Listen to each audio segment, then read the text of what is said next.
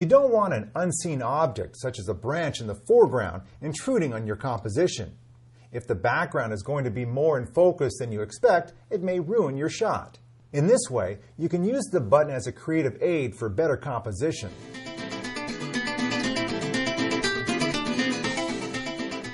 Now that you understand how and why to control the shutter and aperture, turn your camera back to program mode. Think of program as auto with options. Just as in auto, the camera chooses the appropriate shutter speed and aperture value. But by turning the main dial, you can extend the usefulness of program mode. As you turn the dial one direction, the shutter speed becomes faster, while the aperture opens up. When you turn the dial in the opposite direction, the shutter time gets longer, and the aperture closes. You still have a correct exposure, but by turning the dial, you can also control the image qualities that we covered in the aperture and shutter priority modes. Using P can be a great way to freeze the action or control the depth of field in your image, depending on the situation.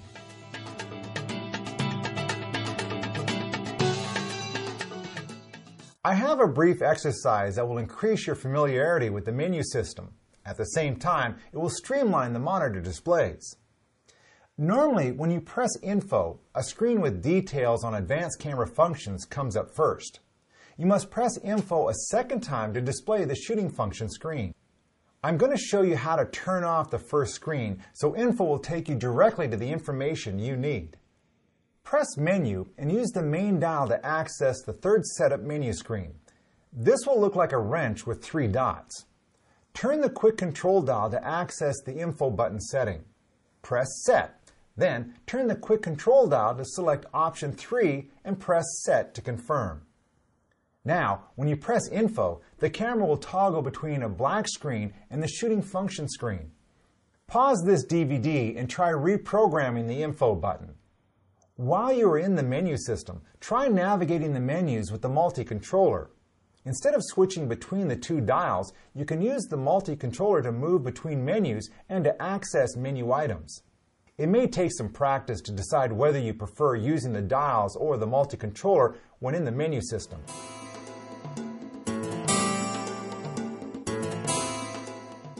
You have already learned how to take better photos simply by selecting an exposure mode and turning the main dial. From here, we will cover the most common setting changes. Most of these functions are accessed by pressing a button and turning the main dial or the quick control dial.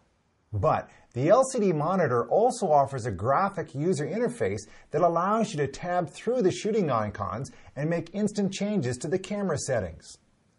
Press the center of the multi-controller, just as you did to access icons in Creative Auto.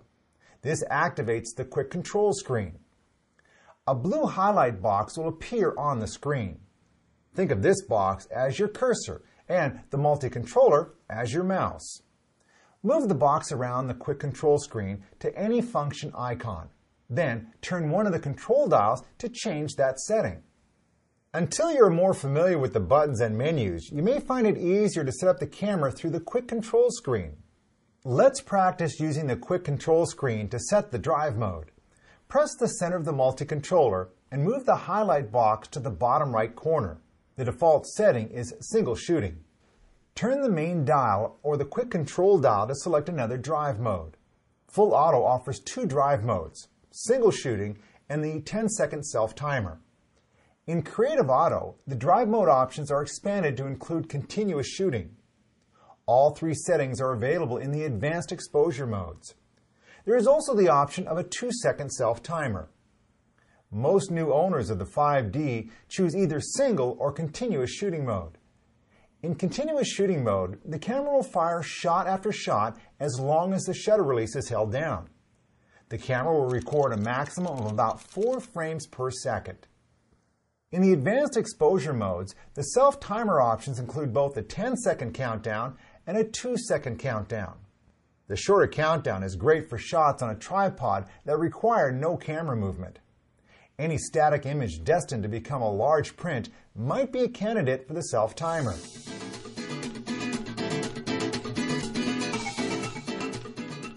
Let's review changing the image recording quality. The easiest way to do this is through the quick control screen. But you can also access image quality in the menu system. Press Menu and access the quality option at the top of the first shooting menu page. The following settings are available for quality: JPEG, RAW, Small RAW, and a RAW file combined with a JPEG. With JPEGs, you have a choice of how much compression to apply. Fine applies very little compression, approximately 3:1, while Normal applies quite a bit, on the order of 7:1. In addition, you can select the size or number of pixels representing the JPEG file. The choices are large, medium, and small. Large and RAW can each save image files that are more than 5,600 pixels wide. Medium JPEGs are more than 4,000 pixels wide. And small results in a JPEG that is nearly 2,800 pixels wide. Which image size should you choose? That depends on how you plan to use your photos. If you want to print out posters, then select Large Fine or RAW. The medium setting allows you to print images as large as 11 by 16. If you only need to email your photos or post them on the internet, then select Small. At this setting, the image quality is good enough to print in 8 by 10, but the actual file size is less than 2 megabytes.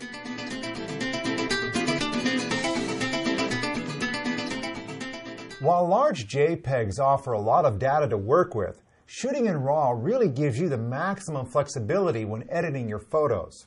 That's because it preserves the most original data.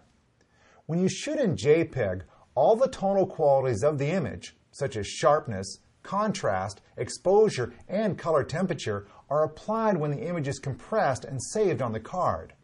If you make adjustments on your computer, then you will sacrifice some of the image data. With RAW, the image data is stored as it's recorded on the sensor. All the tonal property settings are noted, but not applied to the image. When you open the RAW files on the computer, the image processing program will ask you which tonal properties you wish to apply. You can make adjustments to the image without worrying about losing any data. RAW images store 14 bits of data for each pixel, instead of 8 bits for JPEG images. This may be most important to you in high contrast images like this one, where you want to retain the details in the bright clouds, but still be able to see into the shadows. The sensor still sees the same image, but with 14 bits, you may retain more detail at the bright and dark limits of the recorded photo.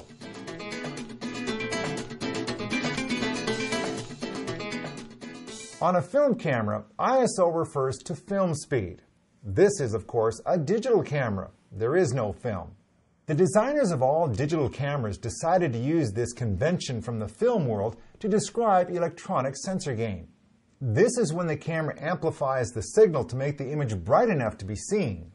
Many of you have made tapes with a consumer video camera in extremely low-light situations.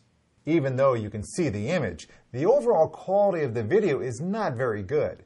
That's because the image was captured by electronically enhancing the sensor. At higher ISO settings, the enhanced sensor can add noise to your images, making them look grainy.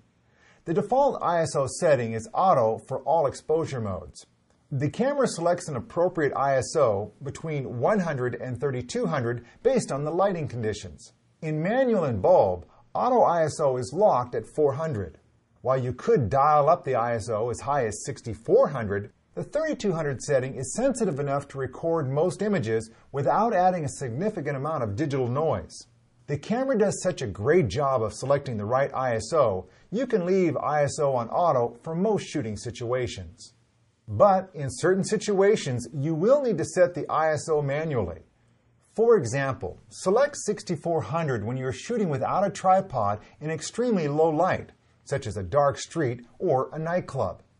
Enhancing the image sensor will allow you to set a fast shutter speed, which means your image won't turn out blurry from camera shake. However, the high ISO setting will add a significant amount of noise in your image. Press ISO on the top of the camera and turn the main dial to set the ISO. You can also access this setting through the quick control screen. Experiment with the ISO settings. Your goal is to introduce as little amplification as possible and still be able to operate the shutter quickly enough to give you a sharp image.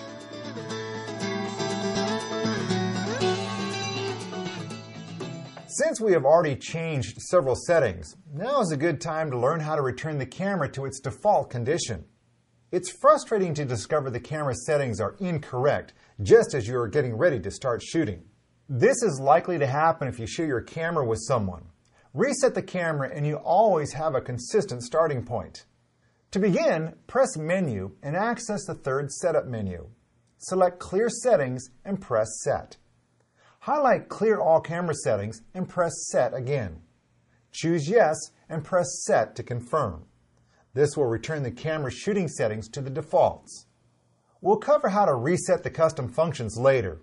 For now, just understand that resetting the camera can quickly return you to a consistent starting point.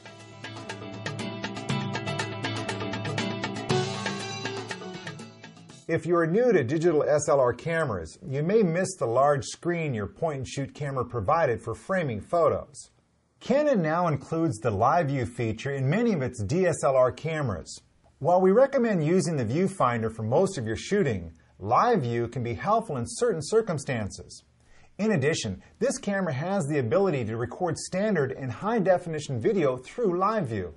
Before you begin shooting in Live View, you must first go into the menu system and turn it on. Access the Live View movie function settings from the second Setup menu. Press Set and then press Set again to enter the Live View function settings. Turn the quick control dial to choose a shooting mode, either Stills Only or Stills plus Movie. For this demonstration, select Stills Only. Finally, select the screen setting and press Set to confirm. The screen setting function determines how bright or dark the screen will look during Live View shooting. If you select Stills Display, the Live View image will appear bright enough to be seen in most lighting situations.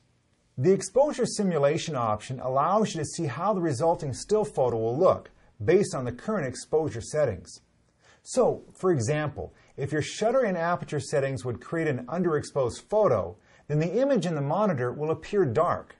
Now, set the exposure mode dial to one of the advanced modes. You cannot shoot stills in full auto or creative auto. Press Live View.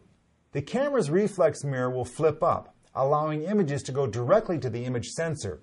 At this point, you will have the option of selecting how the camera will focus. Press AF Drive. The camera will display 3 function settings on the LCD screen. Along the top are the autofocus modes. In the center, you can select a new focus point, and at the bottom, you will see drive modes. We will begin with autofocus on the default setting, called the AF Quick Mode. Use the multi-controller to select a focus point.